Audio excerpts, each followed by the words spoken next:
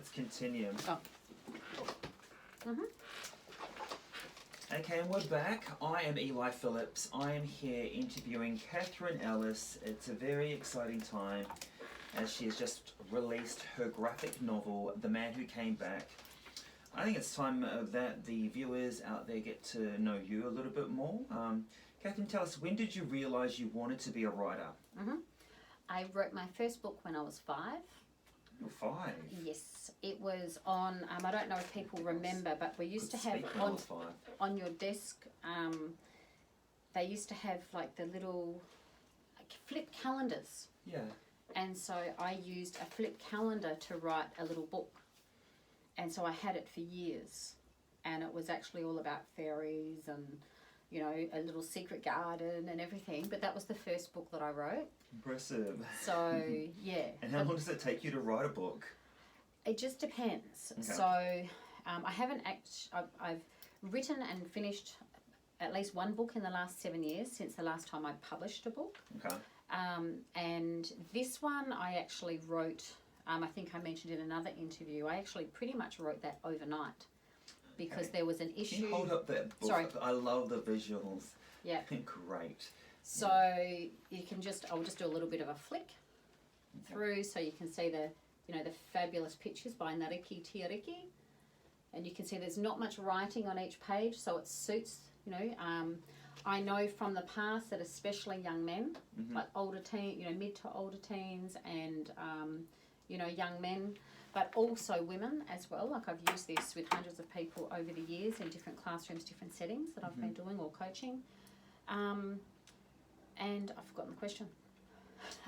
Oh, look, I was just asking, how long does it take you to write a book? Oh, yes. So that one, when I wrote the original story, it was overnight and then I've tweaked it a little bit. But that's as a result of using it with different groups.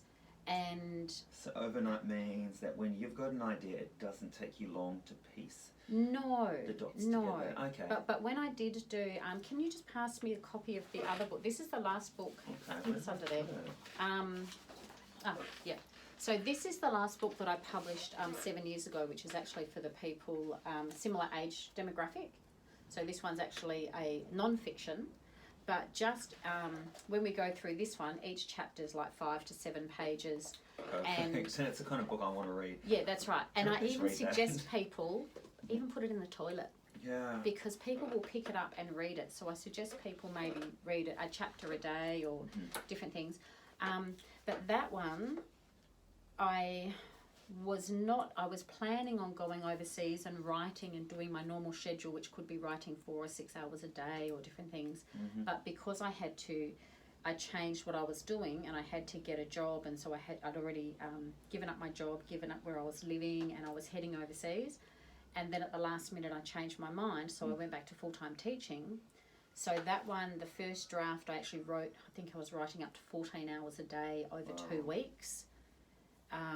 But that was a lot of people praying for me to get it finished. But then that one went through about 10 edits. And probably it took me maybe a year to do that particular one because there was a lot of research, a lot of getting feedback from different people.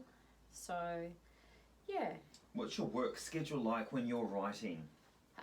When I'm writing, I usually do maybe 4 to 6 hours a day. Okay. So I might, and it might change a little bit every second day. I might go for especially when I used to live in Bali, I would go for a big ride, and then I would have breakfast, and then I would come back and I would write. Yeah. Or I would sort of pop up to the markets, get some breakfast, and then I'd come back and write, and then I'd sort of relax more in the afternoon and do some exercise in the afternoon. So it just sort of depends. Are you in an open space? Do you have music playing? Are you sipping green tea? Are you got your mangoes?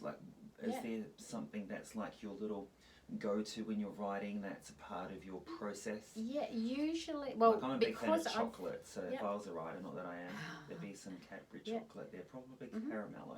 Okay. Well, I've been single pretty much my whole life, so I would as a preference, I would go overseas, or I would go maybe.